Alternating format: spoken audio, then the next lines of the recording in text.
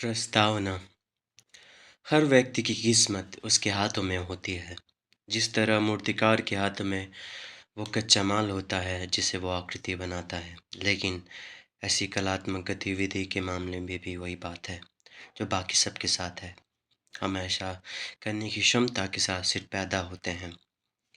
उस सामग्री को अपने मनचाहे तरीके से ढालने की योग्यता सीखनी होती है, ध्यानपूर्वक विकसित करनी होती है। Johann Wolfgang von Goethe. शक्ति और बुद्धि का एक ग्रुप मौजूद है जो मानव क्षमता के उच्च बिंदु का प्रतिनिधित्व करता है। यह इतिहास की महानतम उपलब्धियों और खोजों का स्रोत है।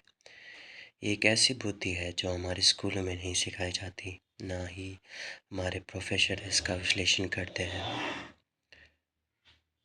लेकिन किसी न किसी मोड़ पर लगभग सभी लोग अपने अनुभव में इसकी झलक देखते हैं। हमारे साथ ऐसा अक्सर तनाव के वक्त होता है। डेडलाइन सामने आ धमकती है। किसी समस्या को तुरंत सुलझाने की ज़रूरत होती है। किसी तरह का संकट सामने आकर खड़ा हो जाता है, या फिर कि ये बुद्धि किसी प्रोजेक्ट पर निरंतर काम करने के फलस्वरूप भी आ सकती है। कारण या घटना चाहे जो हो, परिस्थितियों के दबाव में हम अपने भीतर असाधारण ऊर्जा और एकाग्रता महसूस करते हैं। हमारा मन सामने के काम में पूरी तरह तल्लीन हो जाता है। ये गहन एकाग्रता सभी तरह के विचार उत्पन्न कर देती है। वे हमारे पास नींद में ना जाने कहाँ से आ जाते हैं, मानो वे हमारे अचेतन से उत्पन्न हो रहे हैं। ऐसे समय दूसरे लोग हमारे प्रभाव का कम प्रतिरोध करते दिखते हैं। शायद हम उन पर ज़्यादा ध्यान देते हैं, या फिर हम में कोई विशेष शक्ति आ जाती है जो उन्हें वशीभूत कर लेती है।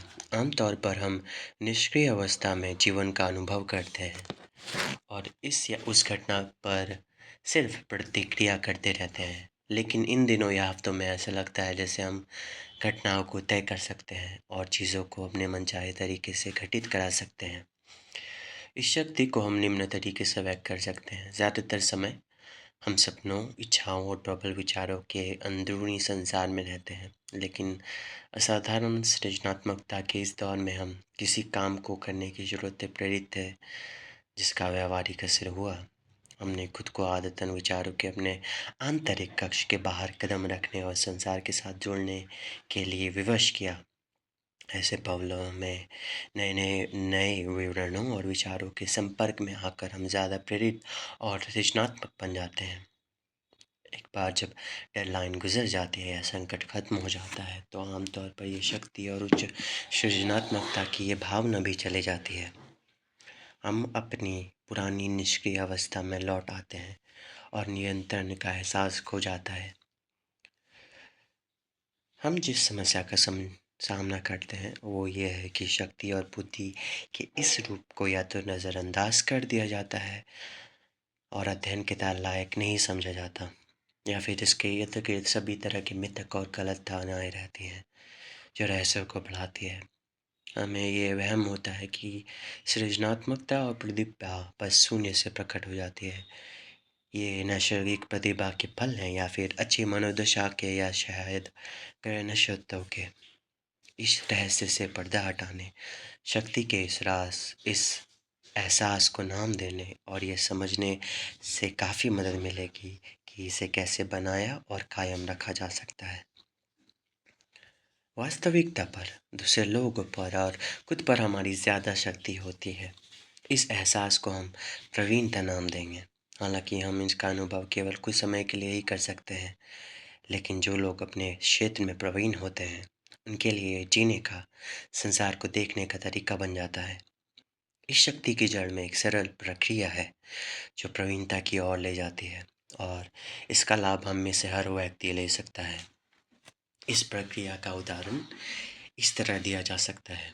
मान लें कि हम पियानो सीख रहे हैं या किसी नए नौकरी की शुरुआत कर रहे हैं जहां हमें कुछ निश्चित योग्यताएं सीखनी है। शुरुआत में हम बाहरी थे। पियानो या कामकाजी माहौल के हमारे शुरुआती विचार पूर्ण मूल्यांकन पर आधारित होते हैं, और अक्सर उनमें डर का भाव शामिल होता है जब हम पहली बार पियानो को अनुभव करते हैं तो कीबोर्ड थोड़ा डरावना लगता है। हम कुंजियों, तारों, पेडल और बाकी चीज़ों के आपसी संबंध को नहीं समझते हैं जिनसे संगीत बनता है। नई नौकरी के मामले भी में हम कर्मकारियों के आपसी शक्ति संबंधों, बॉस के मनोविज्ञान, सफलता के लिए अत्यंत महत्वपूर्ण माने जाने वाले नियमों और प्रणालियों के बारे में अज्ञानी होते हैं। हम दुविधा में रहते हैं। हमें जिस ज्ञान की ज़रूरत है, वो दोनों ही मामलों में हमारे सिर के ऊपर से चला जाता है। हालाँकि इन स्थितियों में दाखिल होते वक़्त हम इस बारे में रोमांचित हो सकते हैं कि हम कितना कुछ सीख सकते हैं या फिर हम नई योग्यताओं के साथ कितना कुछ कर सकते हैं। लेकिन जल्दी ही हमें एहसास हो जाता है कि हमारे पास कितना मुश्किल काम पड़ा है। बड़ा खतरा ये रहता है कि हम बोरियत, अधीरता, डर और भ्रांति की भावनाओं के सामने घुटने से टेक सकते हैं। तो हम अवलोकन करना और सीखना छोड़ देते हैं। प्रक्रिया रुक जाती है।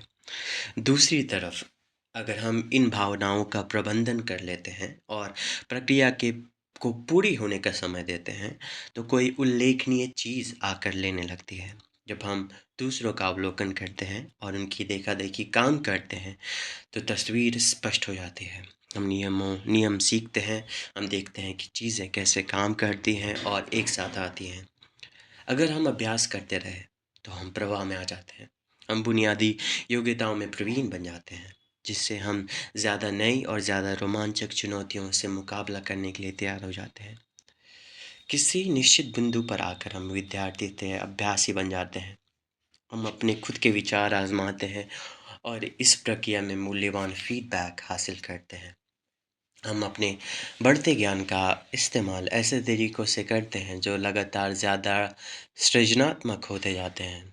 दूसरे लोग कैसे काम करते हैं ये सीखने के बजाय अब हम अपनी खुद की शैली और निजता का बटन दबा देते हैं।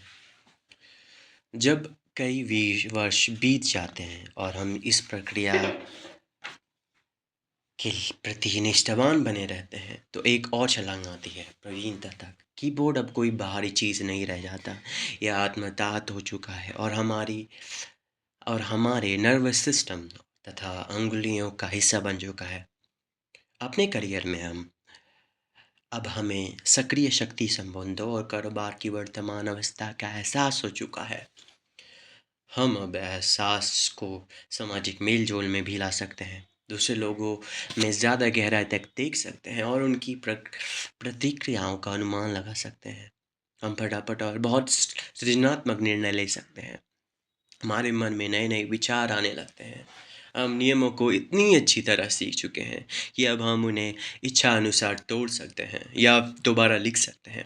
फेजेस ऑफ मास्टरी शक्ति के इस चरम रूप की ओर ले जाने वाली प्रक्रिया के 3 दौर या स्तर होते हैं। पहला है अप्रेंटिसशिप, दूसरा है सृजनात्मक सक्रिय और तीसरा है प्रवीणता। पहले दौर में हम अपने क्षेत्र के बाहर खड़े होते हैं।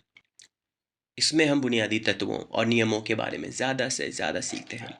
दूसरे लोग में दूसरे दौर में काफ़ी अभ्यास और तल्लीनता के ज़रिए हम मशीन के भीतर देखते हैं। हम ये देखते हैं कि चीज़ें एक दूसरे से कैसे जुड़ती हैं और इस तरह विषय की ज़्यादा व्यापक समझ हासिल करते हैं। इसके साथ एक और नई शक्ति आती है, शामिल तत्वों के साथ प्रयोग करने और सृजनात्मक तरीके से खेलने की काबिलियत।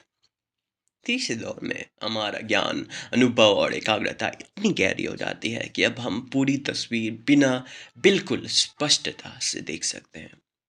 इंटुइटिव इंटुइटिव इंटेलिजेंस हम इस शक्ति को अंतर्बोध कह सकते हैं, लेकिन अंतर्बोध और कुछ नहीं है, सिर्फ अकस्मात और त्वरित एहसास है कि वास्तविकता क्या है।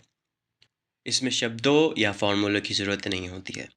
प्रवीणता के स्तर पर अंतर्बोध की शक्तियाँ सहज बोध और तार्किक का मिश्रण होती है।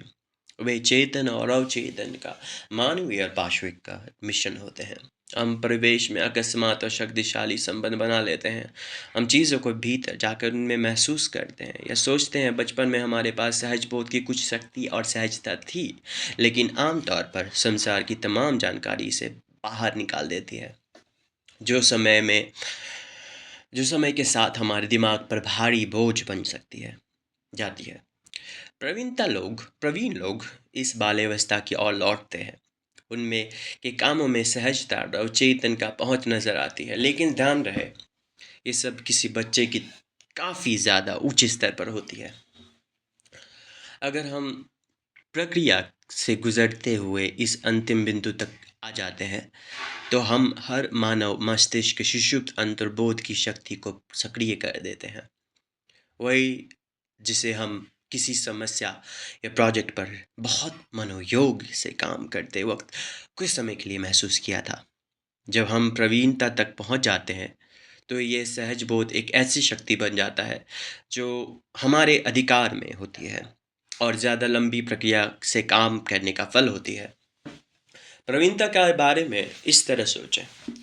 पूरे मानव इतिहास में लोगों ने ये महसूस किया है कि वे अपने चेतना की सीमाओं में अटके हुए हैं, वास्तविकता से संपर्क के अभाव के कारण फंसे हुए हैं, और उनमें अपने आसपास के संसार को प्रभावित करने की शक्ति नहीं है। उन्होंने इसे विस्तृत चेतना और नियंत्रण के एहसास को सभी तरह के शॉर्टकट खोजने की कोशिश की है, जैसे जादुई कर्मकांड, सम्मोहन, तन्मन, नशीली दवाएं आदि।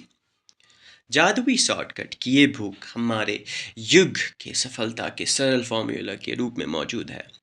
प्राचीन रहस्य आखिरकार प्रकट हो चुका है, जिनमें सिर्फ नजरिया बदलने से ही सही ऊर्जा आकर्षित हो जाती है। ये सारी खोज किसी ऐसी चीज पर केंद्रित है जो वास्तविकता में ही नहीं है। वास व्यवहारिक शक्ति का प्रयास रहित मार्ग, फटाफट और सरल समाधान, मन की कपोल कल्पना। इसके अलावा हमारे सारे लोग इन अंतहीन फंतासियों के इस कदर खो जाते हैं कि वे उस एकमात्र सच्ची शक्ति को नज़रअंदाज कर देते हैं जो उनके पास वाकई मौजूद है। जादू या सतही फार्मूलों के बजाय हम इतिहास में इस शक्ति को भौतिक परिणाम देख सकते हैं। महान खोजें और आविष्कार, भव्य इमारतें और कलाकृतियाँ, हमारे पास मौजूद प्रौद्योगिकी शक्तियाँ, प्रवीण मस्तिष्क के सारे कार्य जिन लोगों के पास ये शक्ति होती थी, यह उन्हें वास्तविकता से जोड़ देती है। यह उन्हें दुनिया बदलने की योग्यता भी देती है, जिसके बारे में अतीत के रहस्यवादी और जादूगर सिर्फ सपने ही देख सकते थे।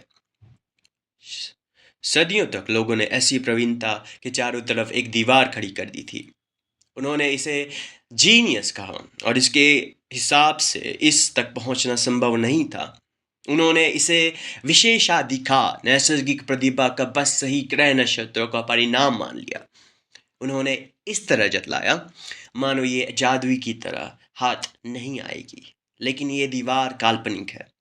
अचल रहस्य ये है, हमारे पास जो मस्तिष्क है वो 60 लाख वर्षों के विकास का फल है, और किसी भी चीज से बढ़कर मस्तिष्क का ये विकास इस तरह हुआ है कि ये हमें प्रवीणता की ओर ले जाए जो हम सभी के भीतर सुषुप्त सकती है।